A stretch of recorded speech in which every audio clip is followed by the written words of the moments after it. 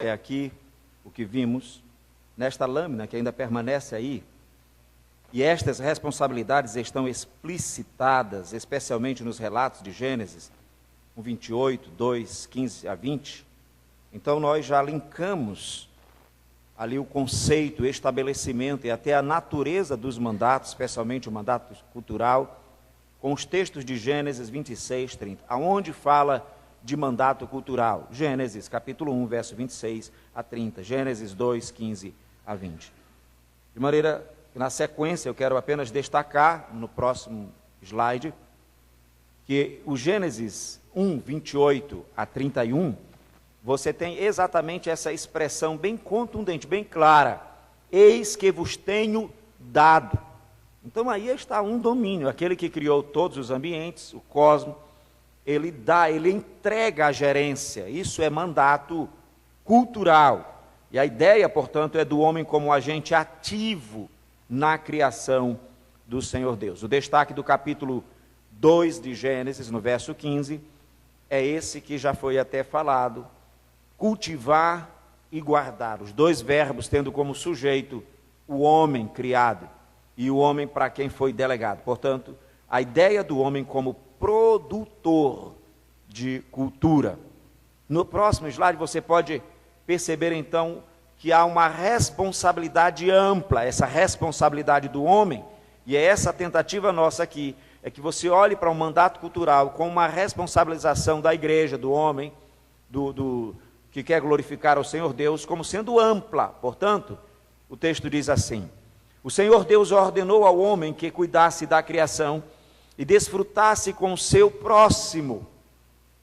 E a partir do mandato cultural, olha aí, a política, o trabalho, a educação, as artes, o lazer, a tecnologia, a indústria e todas as outras áreas se desenvolveriam, pois esse é o mandato que oferece a justificativa para esse envolvimento, para o envolvimento do homem em todas as áreas. Então é reforçando já o que já estamos pincelando aqui. A cultura é o que fazemos da criação de Deus. Há vários conceitos de cultura, mas eu imagino que esse seja um conceito simplificado. O que é cultura?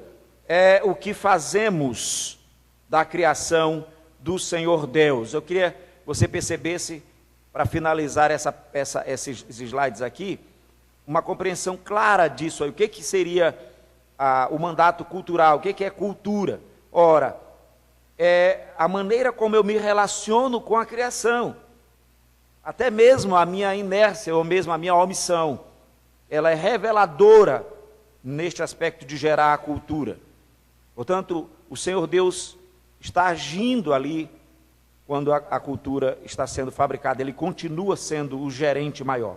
Mas o conceito é este: a cultura é a resposta humana. Pode ser apenas de duas maneiras: em obediência ou desobediência. Nós estamos gerando cultura, vivendo, respirando, agindo. Eu estou sentado, só vou dar uma respiração. Não vou dar duas respirações. Vou só inspirar. Você inspirou ou em obediência ou em desobediência. Você fez duas, você o fez em obediência ou em desobediência. Não há outras alternativas ao mandato cultural, a ordem do Senhor Deus a Adão e Eva para encher a terra, para sujeitá-la. Nesse quadro aqui, que também não é meu, é emprestado nesse próximo slide, ainda não, eu pulei, na verdade. Digo, a cultura exprime a nossa religião. Eu acho interessante esta frase, eu tenho que remir o tempo agora, por minha culpa mesmo. Eu acho interessante esse conceito no livro de Tiago. O livro de Tiago, ele diz que não é o que eu digo que eu creio. A minha religião é o que eu faço. Então nós, sobretudo os reformados, nós nos contentamos muito bem numa estrutura toda montada de teologia correta, de culto perfeito. Isso é joia, isso é muito bom, mas é extremamente ruim quando isso não está ligado a você, quando isto não é algo em relação a você. Então eu estou procurando uma igreja para congregar, e eu quero fulano de tal, porque ele é reformado. Ok, ok, isso tem o seu valor, contudo isto está para fora de você. Qual é a tua religião? É você acreditar na doutrina, ou digo, na teologia reformada, ou você viver a teologia reformada? O que é cultura? Então, ainda que você tenha preferência por, ainda que você diga e ateste e você faça profissão de fé verbal, contudo será aquilo que você vive, que é a tua religião. Não é assim que o Tiago trabalhou? Ele disse, mostra a tua fé. Falava da fé reformada. Que eu vou mostrar as minhas obras. E ele falava para os reformados. Né? Para esse sistema maravilhoso, aliancista, pactual, de compreensão do Evangelho. Então, a cultura exprime a nossa religião, nosso serviço ao Senhor Deus, ou ao ídolo. Ou seja, obediência ou desobediência. De uma maneira diferenciada na última frase, Deus, desde a queda em pecado, descrito em Gênesis 3, a cultura expressa ou incredulidade ou rebelião contra o Senhor Deus. Isso é extremamente sério do que você ouviu, posição e função, mandato espiritual, mandato social, no mandato cultural.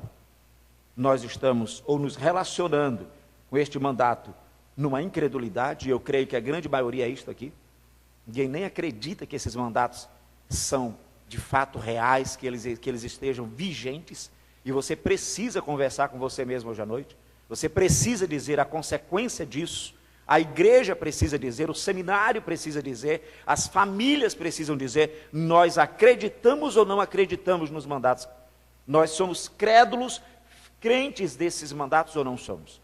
Moisés o era, os profetas o foram, o Cristo foi, os apóstolos também foram, a igreja apostólica tem que ser, é para permanecer na doutrina dos apóstolos. Então vai trazendo retroativamente, vai chegar nos mandatos. Ele é fundamento teológico, revelacional da história da redenção.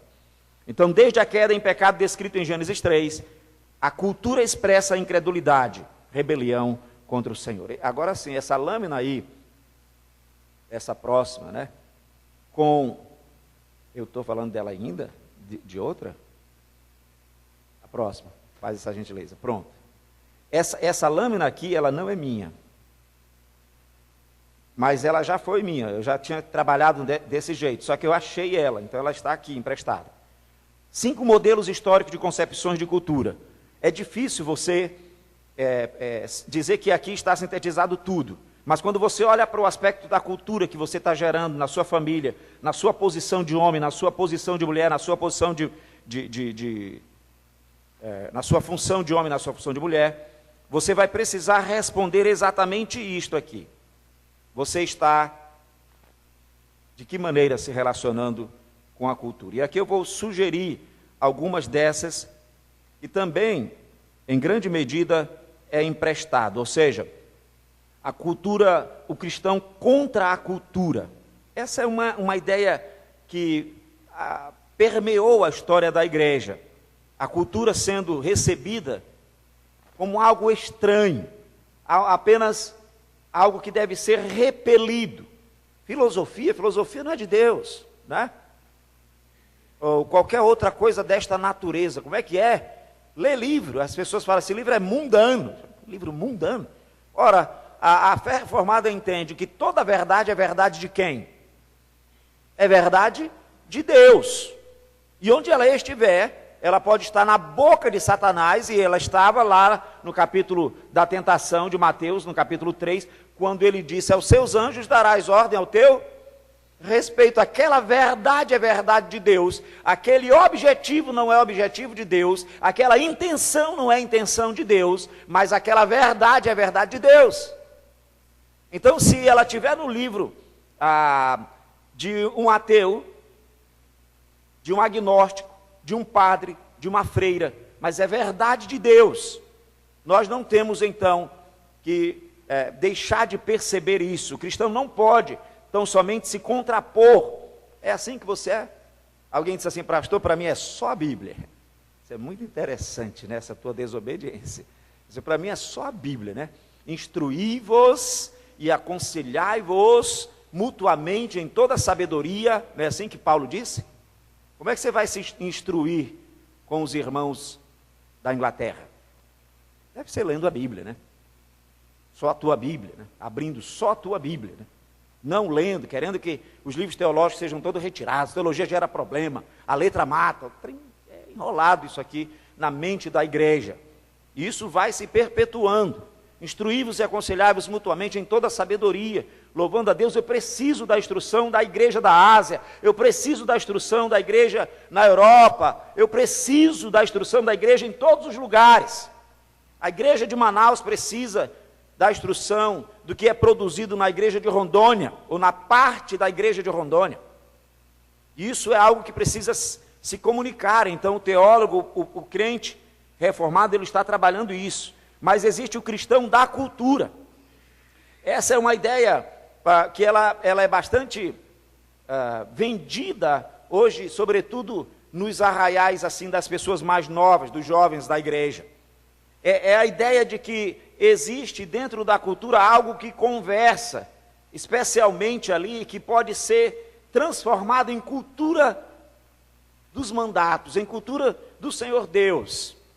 Ela não passa exatamente pelo critério da obediência ou da desobediência dos mandatos, nem mesmo dos mandamentos, muito menos das interpretações proféticas dos profetas. Ela está muito longe da própria interpretação do Senhor Jesus, muitas vezes é manipulado. Ela não reflete a interpretação sadia dos apóstolos.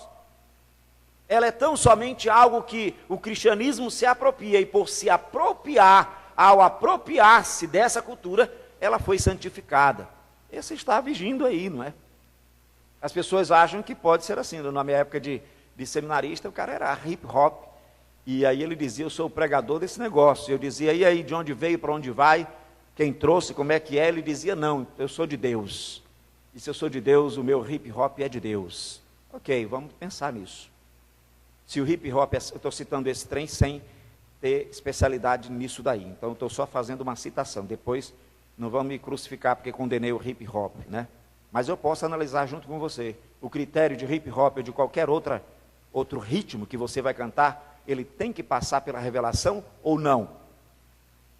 Ele é cristão quando ele passa pela revelação, ou quando ele é adotado por você? Ou quando ele é adotado pela igreja?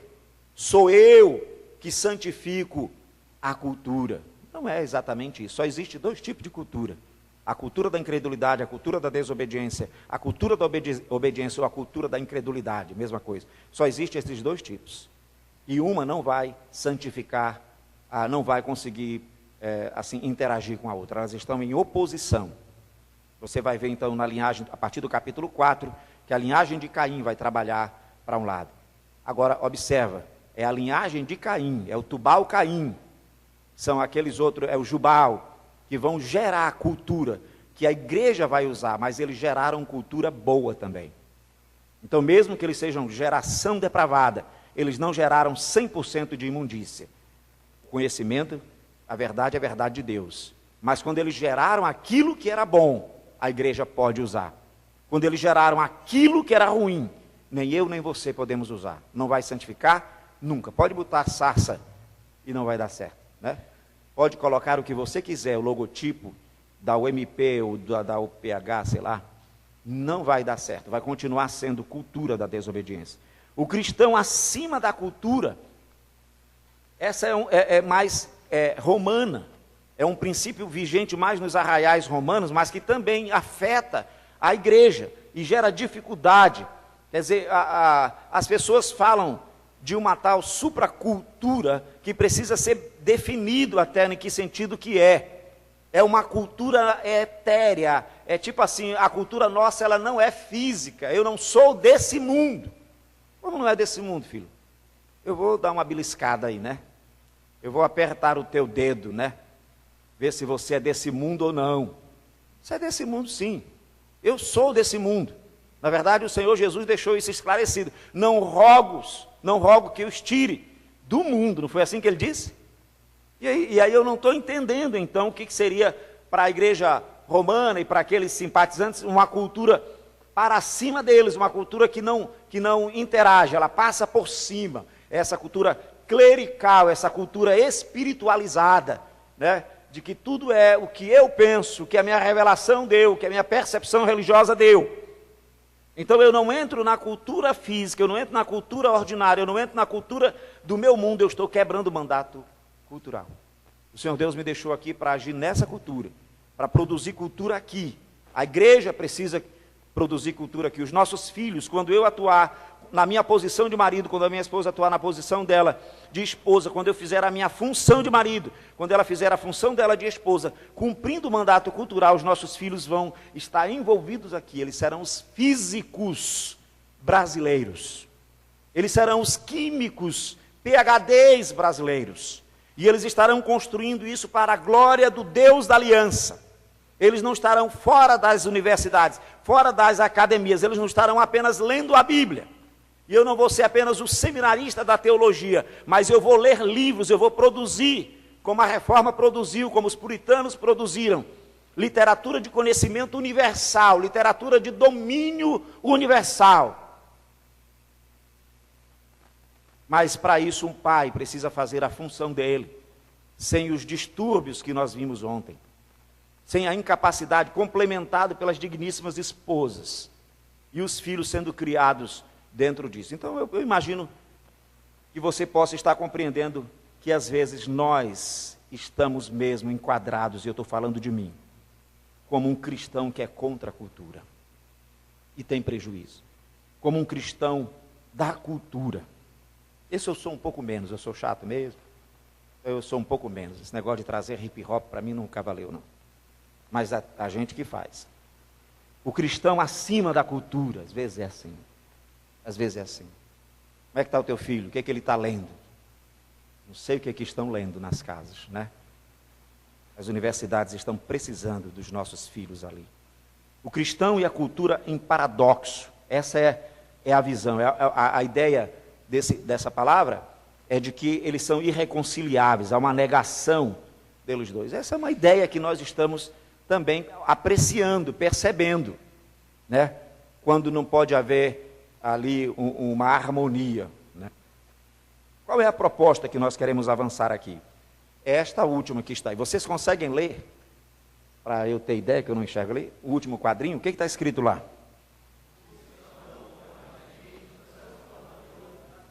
Já vi que dá.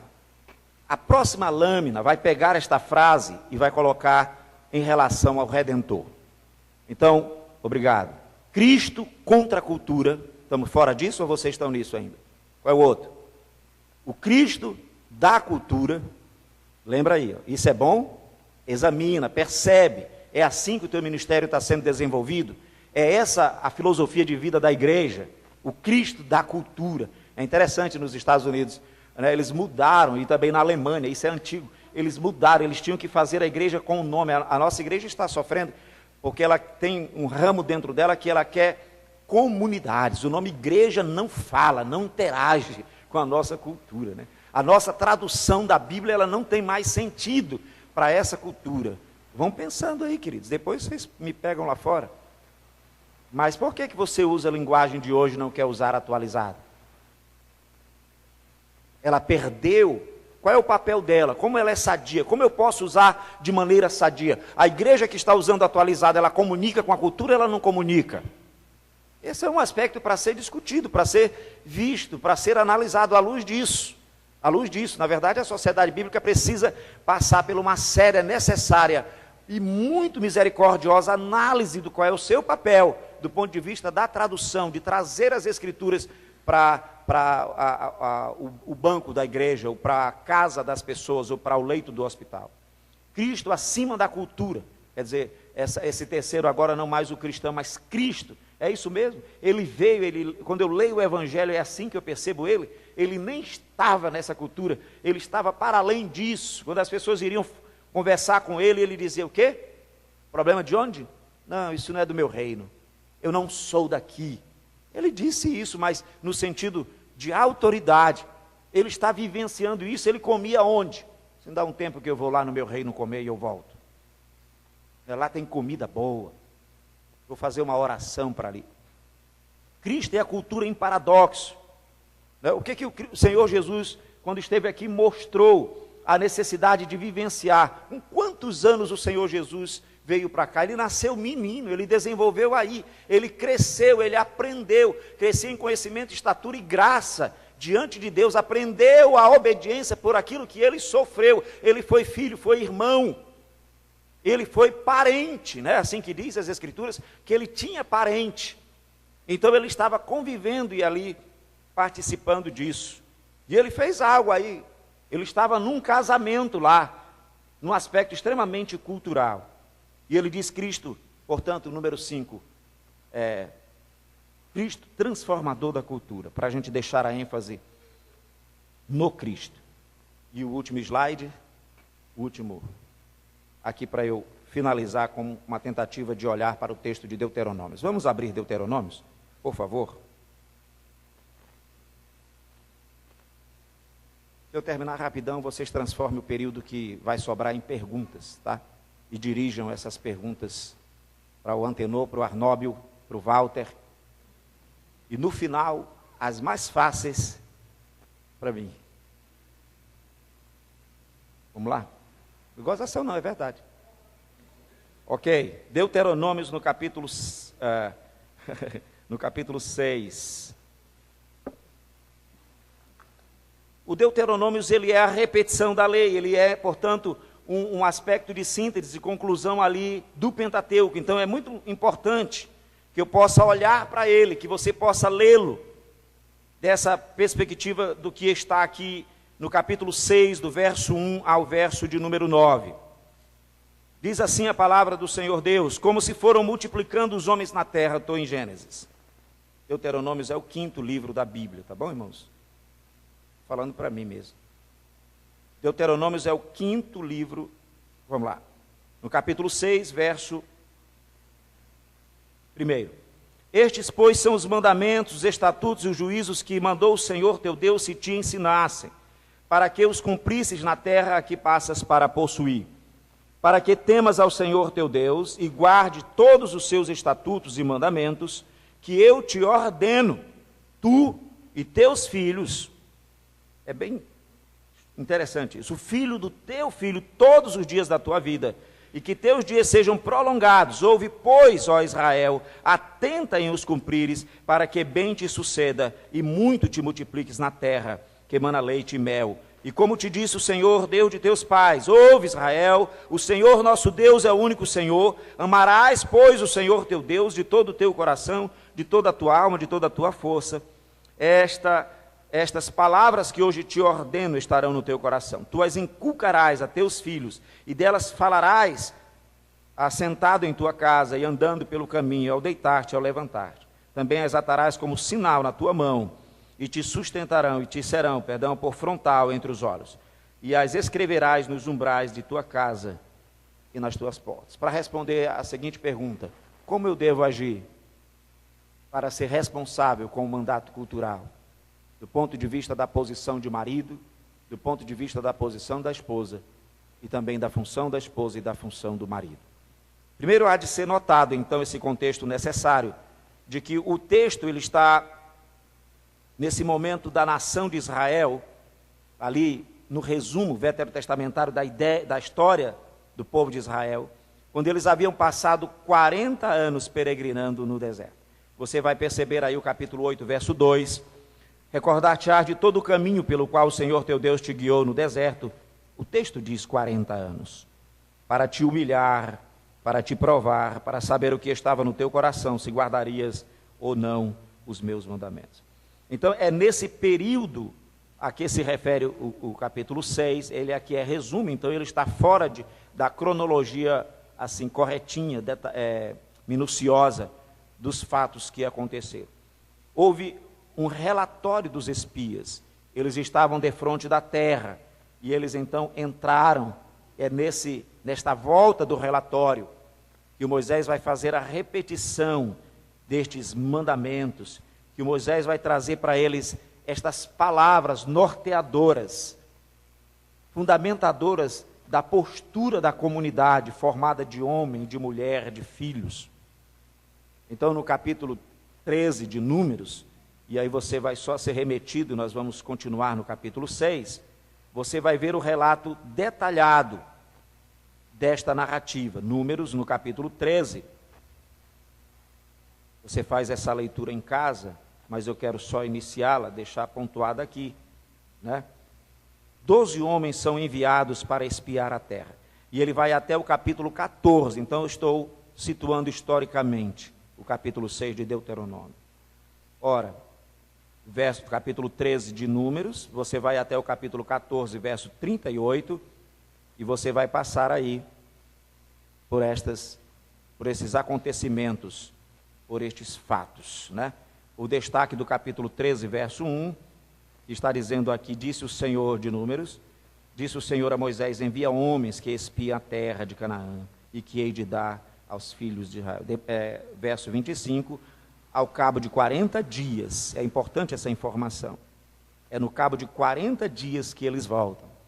E ao voltarem, trazerem aquele relatório absurdo, aquele relatório de incredulidade, aquele relatório que não reconhece o Deus do mandato cultural, aquele relatório que não reconhece um Senhor absoluto da terra, que está divorciado com a revelação que eles receberam do Deus que gere, que administra e que governa, e que trouxe, portanto, medo, acanhamento, incredulidade para o coração dessas pessoas. É nesse sentido que esse relatório ele é um insulto ao Senhor Deus, em relação aos mandatos. E esses 40 dias que eles passaram lá, ele vai se transformar em quê? Em 40 anos de peregrinação. E então, se eu passar 40 dias nas minhas incredulidades, as religiões de agora gostam do simbolismo, né? É 40 dias de oração, 40 dias no monte, 40 dias para fazer não sei o quê e tal. E se você passa, e eu passo até mais de 40 dias de incredulidades, quantos dias então de peregrinação eu já não merecia? Você vê, portanto, uma graça extremamente mediadora, uma misericórdia do Senhor Deus sobre nós, sobretudo do ponto de vista de vivenciarmos, de não vermos a grandeza dele. Aqui no caso, o Deus do pacto, o Deus da aliança, está mostrando o comprometimento dele com a revelação. Eles teriam que viver, que responder, que ler a sua realidade histórica, de perceber os aspectos de domínio geográfico, sejam quais forem, eles deveriam perceber a luz da revelação dos mandatos. Eles deveriam recebê-los e percebê-los à luz daquilo que o Senhor Deus tinha dado. Eu sou o Deus de todas as coisas. Até a profissão de fé que Moisés vai levá-los a fazer é esse.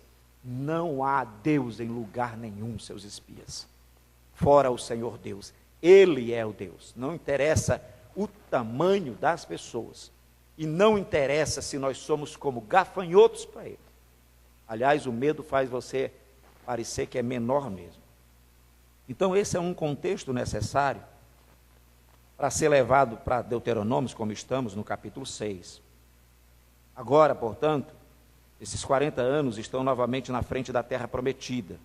Eles estão lá, na frente da terra prometida, esperando essa lei ser repetida. Faço essa correção aqui. Eles estão na entrada dessa terra prometida. Como disse o capítulo 8, né? Recordar-te-ás de todo o caminho. Isso já é passado.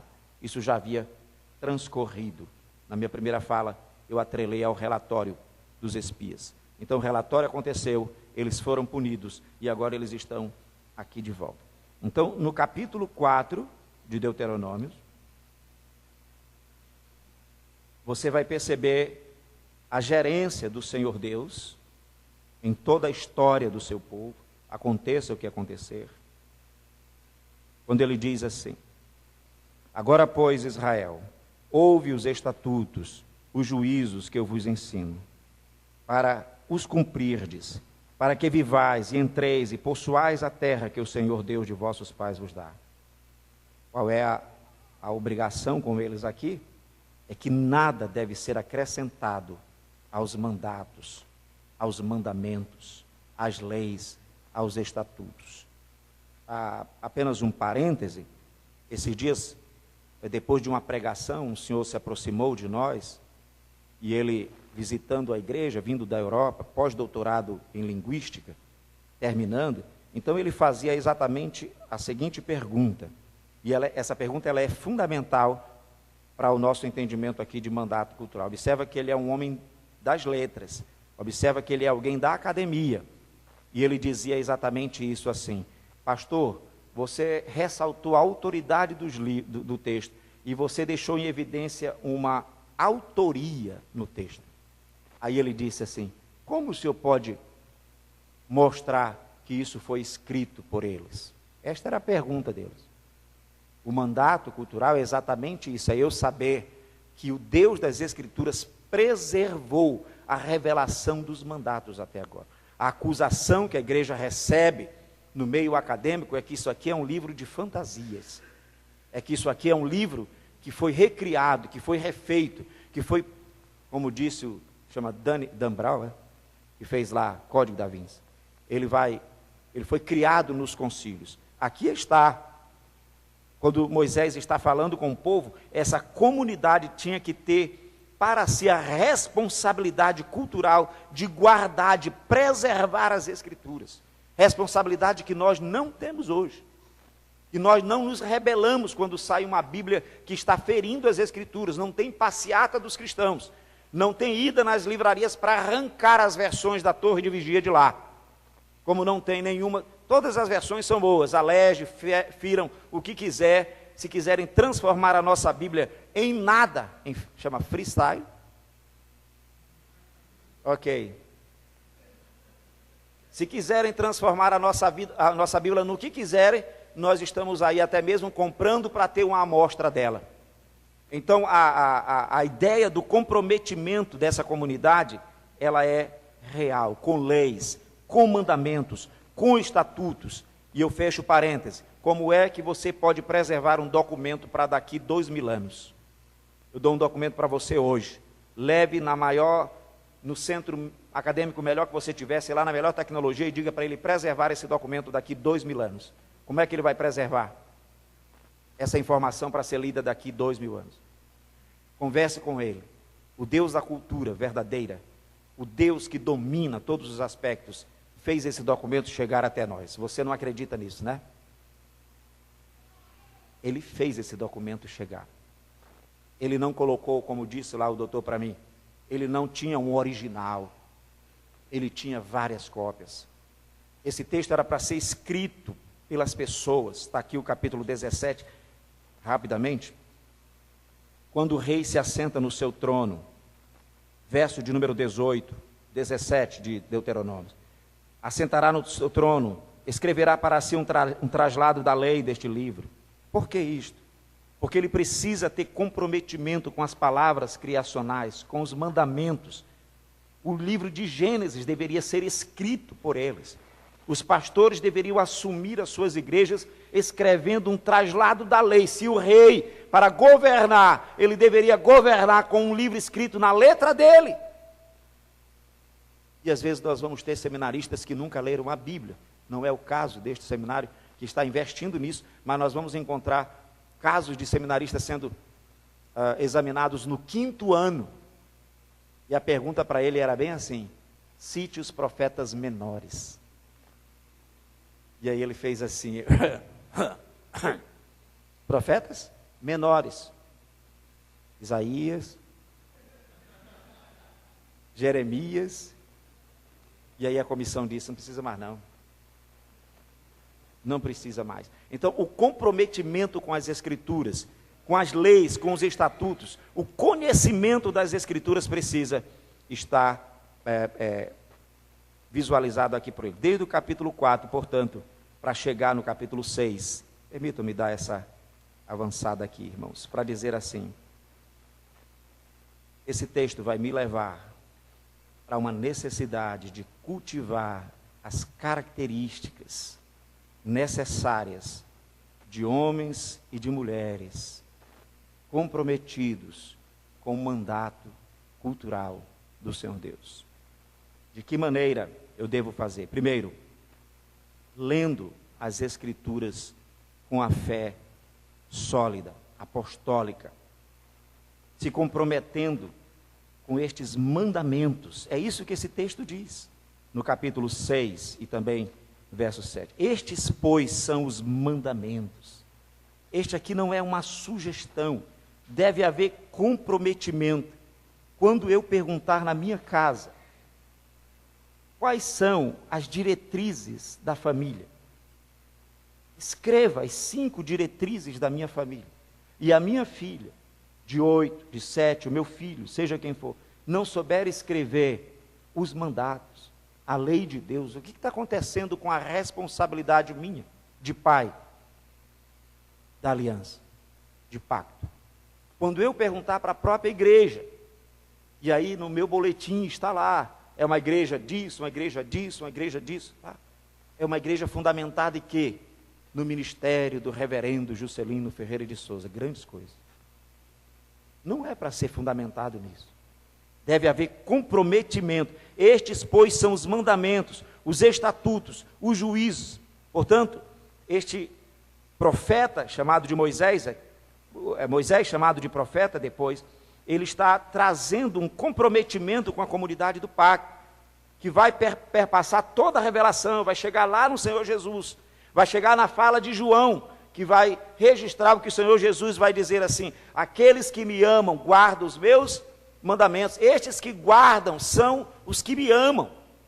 Há um comprometimento com o próprio Cristo, com os mandamentos do Senhor Deus. Então deve haver um comprometimento do homem, um comprometimento da mulher em relação aos seus filhos. O compromisso com o mandamento com o Senhor Deus provará, portanto, o nosso temor a Ele. É o que vai nos mostrar as Escrituras. O nosso compromisso não pode ser apenas com mandamentos selecionados, com mandatos selecionados. Eu estou guardando o mandato espiritual, pode ser, pastor? O culto social, não. Na verdade, eu não quero nem ter filhos. Eu sou dessa geração moderna, eu sou contra esse negócio de ter filhos. E também, eu não quero saber de cultura. Eu quero saber só de ler a Bíblia. Não está guardando. Você está ferindo. Estes estatutos, estes mandamentos precisam estar compromissados, precisam estar com você. Aqui tem algumas perguntas para nós fazermos para esse texto. Por quanto tempo, qual é o período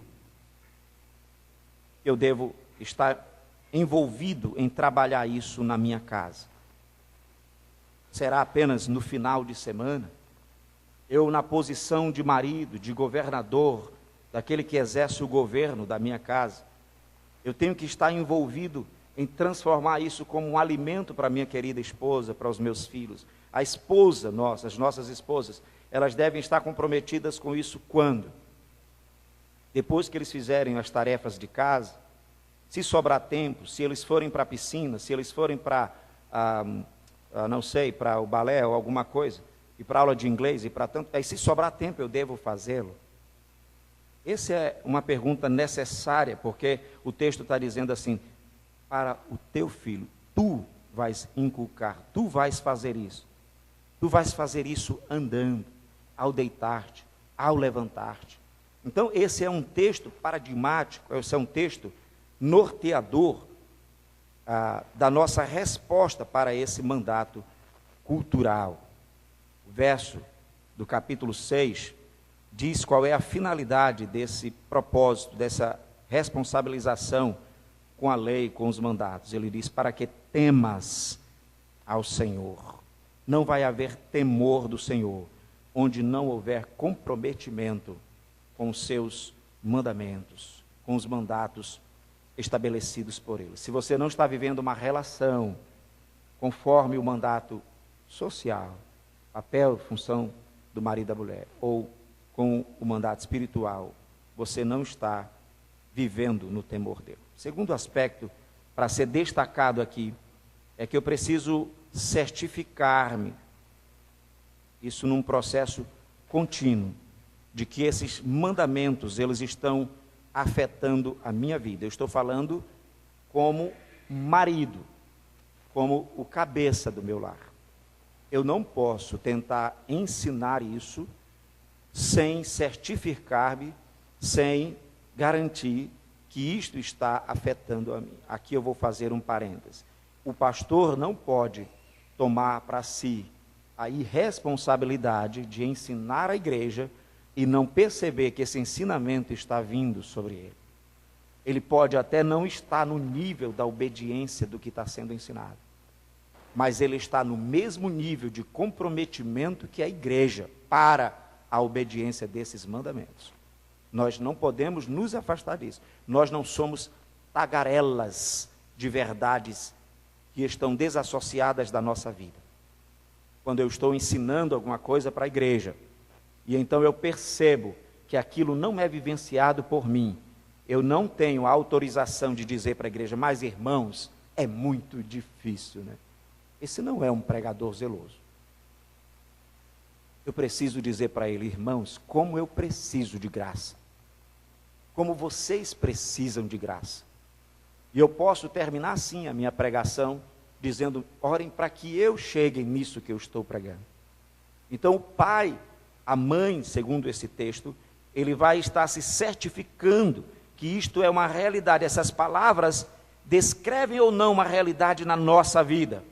É o que diz a tua palavra, as Escrituras Sagradas, quando ela está dizendo, tu vais inculcar aquilo que já é um produto da tua vivência, uma realidade do teu comprometimento. Estes, pois, são os mandamentos, para que temas. Este é o sujeito do verbo temer aqui, eu, aquele que é o cabeça, ou o pastor. O seminarista, então, é a mesma coisa.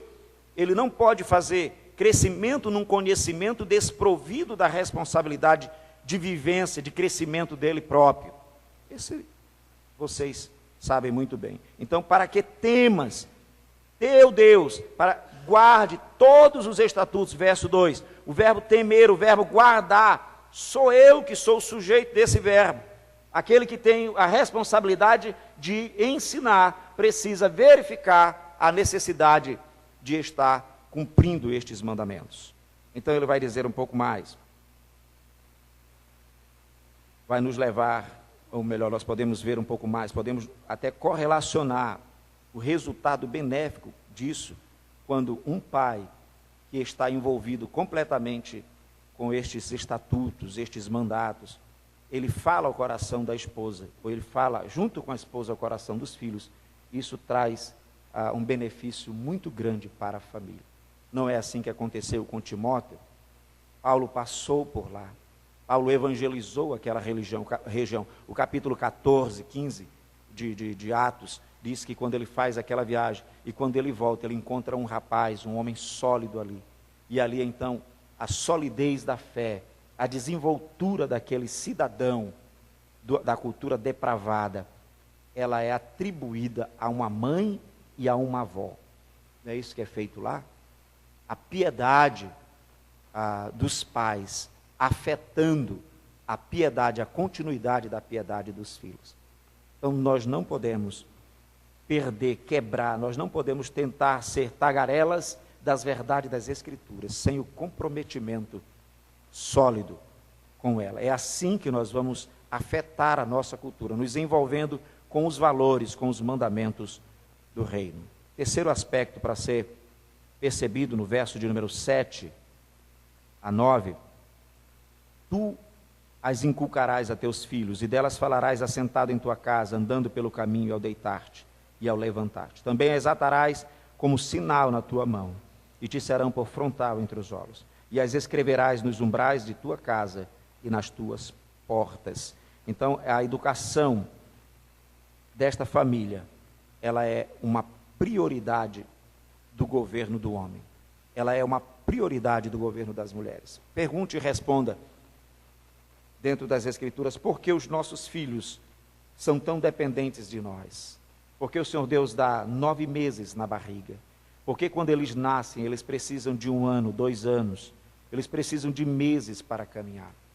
Porque o Senhor Deus nos constituiu em agentes prioritários da educação pactual para eles. O Senhor Deus poderia gerar pessoas autônomas com muita rapidez. Nós poderíamos ser seres que ao sair das barrigas, né, da gestação, nós já pudéssemos fazer como Quiricu. Não sabem o que é esse vídeo? Já viram? Alguém já viu esse vídeo? Quiricu, ele sai da barriga da mãe dele falando, né? Na verdade, ele fala dentro da barriga da mãe. é um desenho animado. E ele diz, já está na hora de eu nascer? Aí ela diz, ainda não. Aí ele nasce rapidinho, eu não vou esperar da hora, eu quero nascer. Esse é interessante como paródia para o aspecto da revelação judaica, né? O autor não é judeu, ele faz uma crítica dessa dependência. Para ele o ser é autônomo, desde o nascimento dele, só na concepção dele. Eu não nasci perguntando quando é que eu ia nascer, né? Minha mãe me gesta, o momento tem que ser esperado. Por que o Senhor Deus faz isso?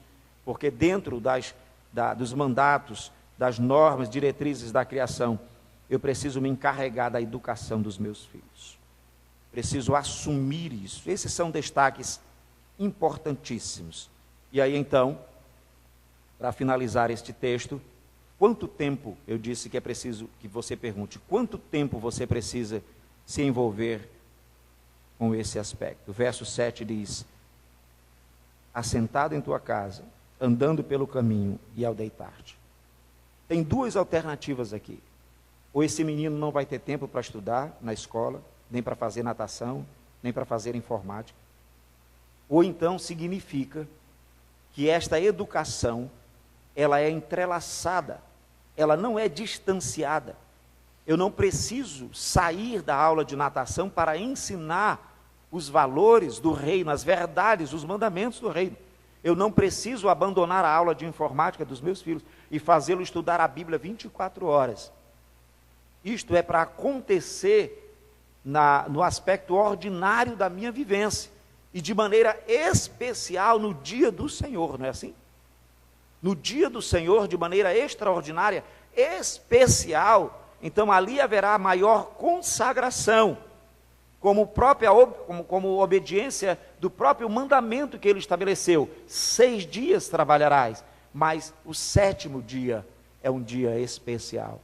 Mas isso não significa que na minha vivência cotidiana eu não esteja relacionando todas essas coisas. Andar com os filhos e levá-lo para a criação, para Deus, é a maneira de resgatar essa cultura. Fazer esse papel de abraçar o filho, tudo que já foi ouvido aqui para não ser repetitivo. Onde eu devo realizá-lo? São 3 perguntas básicas. Quanto tempo e onde? Onde eu devo realizá-lo? O verso 7 ainda diz, né, em qualquer lugar. Na verdade, ele não determina estes lugares. Eu não tenho autoridade para dizer quando nem onde, biblicamente. Ele deixa indefinido. A leitura desse texto é de que não é estabelecido, né, nem o tempo que eu devo gastar, nem mesmo o local onde deve acontecer. Ele deve permear todas as minhas ações, todos os locais. Qualquer local pode ser local de falar de Deus.